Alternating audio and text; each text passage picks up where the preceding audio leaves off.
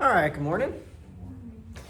So today we're going to hopefully get through the rest of this lecture on allies and adversaries, but I wanted to just make a couple of points before we get started, just reminders.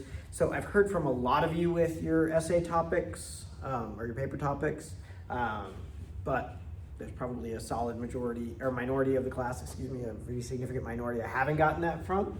And I would probably want to get that in sooner than later, and I would certainly want to get that in before you start doing a lot of work researching the paper, because you don't want to put a lot of effort in and then find out for some reason I'm going to reject that topic. So make sure you email me about that as soon as you can.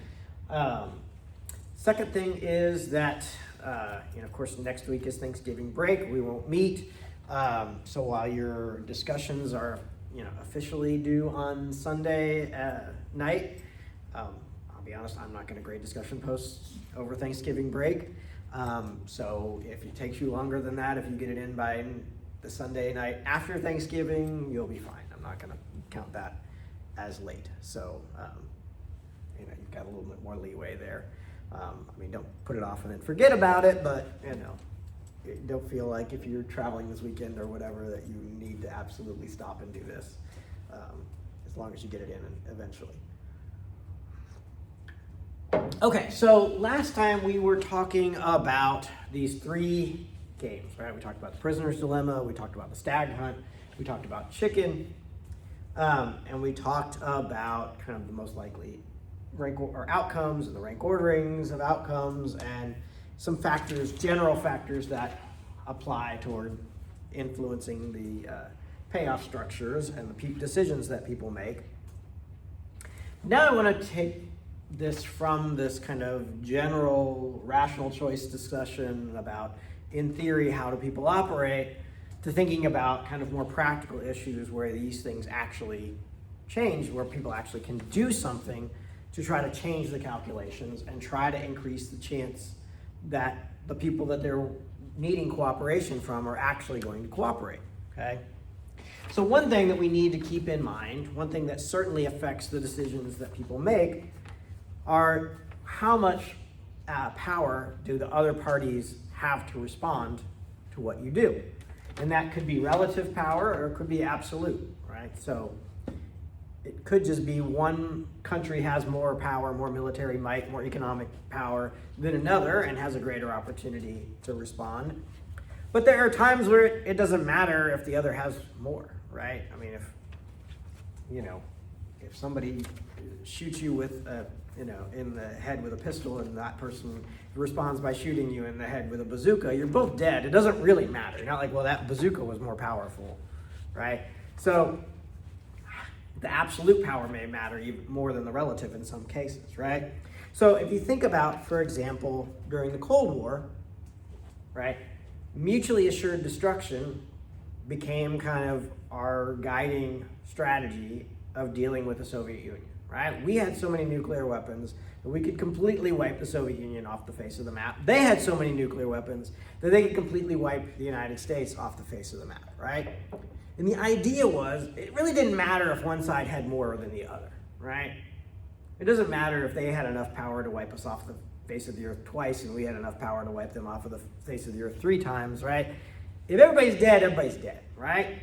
We were making mutual defection so unpalatable that you would have to be completely irrational to choose that, right? So to risk having the other side lob thousands of intercontinental ballistic missiles at you, right, and kill you and everybody you love in your entire society was just completely irrational, right? You would have to be dealing with somebody that didn't have any sense of self-preservation, right? Any sense of weighing the costs and benefits of actions to choose that, right? That was the point of mutually assured destruction, or MAD, right?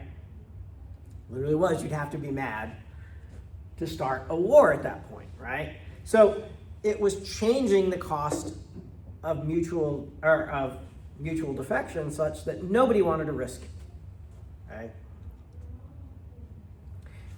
Along the same lines, right? Another thing that you can look at and that states can do is they can essentially tie their own hands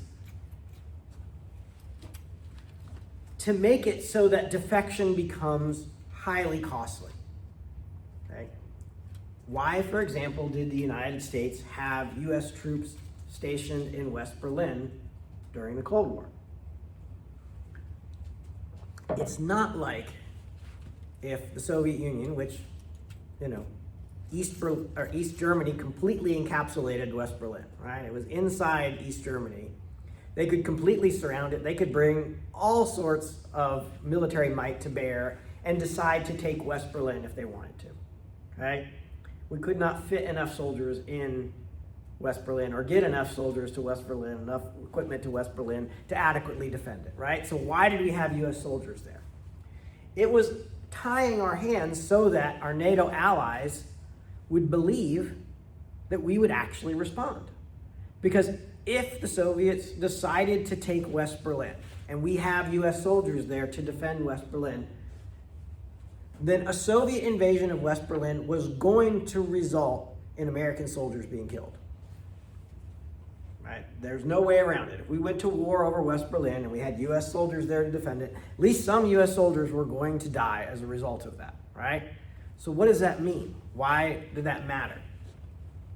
Well, what happens if a foreign adversary shoots and kills American soldiers in a battle, even if it's somewhere else in the world? What's going to happen with public opinion in the United States? We're going to say, we need to respond, right? They killed our people, we need to respond. Basically, it was guaranteeing that no matter who the president was, no matter what Congress looked like, if the Soviets tried to take West Berlin, they would be killing American soldiers, and the American public would say, we have to respond, right? It was to get Europe past concerns they had that we could just make all these promises, yeah, we'll help defend you, but if the Soviets said, look, we have no designs on North America, we're not actually going to attack the United States, we just want a little more land in Europe, that we might say, is it worth sending our people to die to defend land in Europe, to defend people in Western Europe? Maybe we decide no, right? But if US soldiers are already involved, US soldiers are already being killed, then it becomes much, much less likely that the United States is going to back out of that agreement, okay? So you tie your hands by creating conditions where defection becomes extremely costly, okay? Kind of a subset of that, a kind of less powerful but also important way to do that is to widely publicize agreements. So I'm negotiating with another country, I agree that the United States is going to do these particular things, right? If nobody knows about it, there may not be much cost to me of backing out, right? I alienate you because I negotiated this deal with you. But if we particularly take it to the extreme, this is a military agreement, right? We're going to defend you. You're an ally. Somebody else invades and takes over your country, right? The people in the government I negotiated with are now either dead or captive, right? And nobody else even knew that I said we were going to come to defend them. If I don't do it, it doesn't really cost me anything, okay? But if we make that deal and I publicize it to the world, and then I don't follow through, that does affect me, because now when I want to make such a deal with other countries, they're going to say, oh yeah, but you promised that to that other country and you did nothing. Okay? So, for example, when you look at the Gulf War,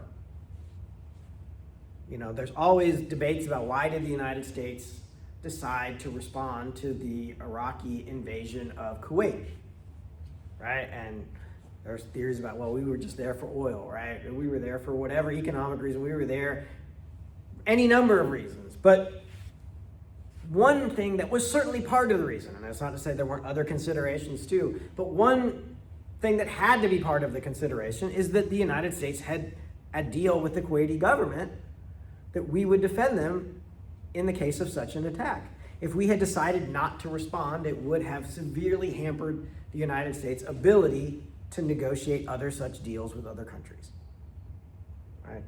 So it would affect our future ability to get things from other countries that we wanted, because we would be seen to be untrustworthy. All right, a fourth thing that we can think about is, can we create dedicated costs?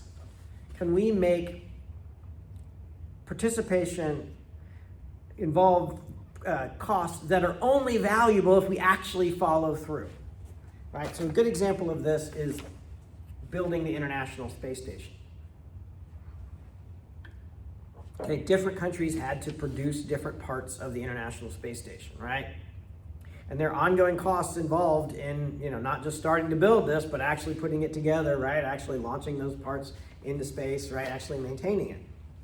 Well, what are you going to do with components of an International Space Station if you back out of building the International Space Station?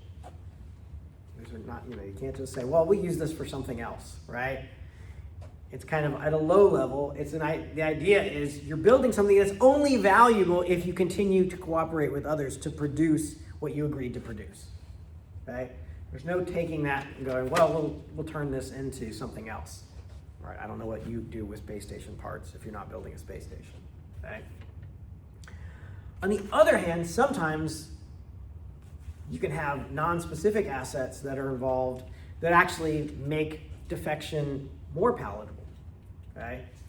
So when NAFTA was first passed, for example, both countries agreed, along with the other parts of it, were that you would have improvements in, environmental improvements in trucking, right? You would reduce emissions in trucking, right? So let's say that you start down that path and there's a dispute between the United States and Mexico, and 5 years later, we had ended up throwing NAFTA out, right? Well, if you're Mexico and you've put money into improving infrastructure in this way, improving, emissions of semis that go through your country, right? You're not like, oh no, what do we do with these trucks now that produce less pollution, right? They're a benefit in and of themselves, even if the agreement falls apart, right? Kind of cushions the blow of losing the agreement, that you got something out of it. Some of what you've paid in is now still valuable to you, even absent the agreement, okay? All right, and finally, you can think about kind of trying to create international institutions or international norms to try to limit the scope of anarchy. You're never going to actually get rid of anarchy in the international arena unless we somehow agreed to form an actual international government, right?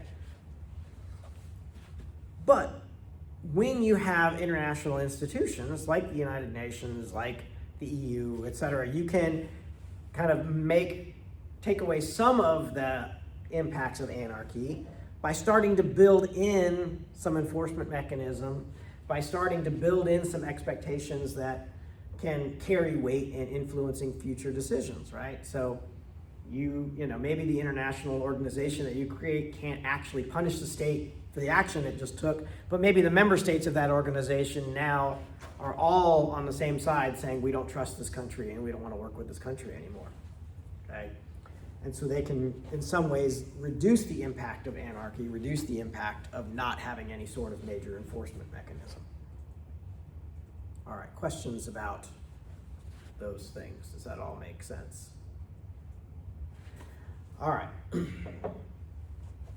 But interesting, one of the most important factors that plays into how individuals or how countries react in these types of scenarios that we outlined in the 3 rational choice games is what we call the shadow of the future. Basically, is this something that's going to be repeated in the future? Are we going to find ourselves in the same situation, okay? Are we going to have iteration, right? Iteration means we're going to do it again, right? And think about how that matters, right? So if you know that you're going to be in this same situation again, it opens up the opportunity for retaliation, right? Somebody defects today, you can retaliate against them again, or when you go through this scenario again, okay? And we'll think about how this plays out in the specific games here in a little bit, okay?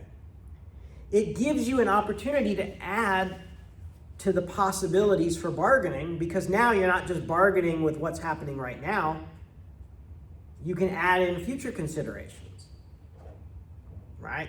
So it doesn't just have to be, for example, in this situation, we try to work out how I get half of what I want, half of you get half of what you want.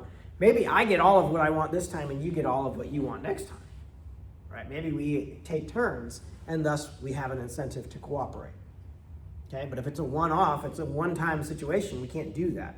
Can't say you get something next time if I don't think there's going to be a next time.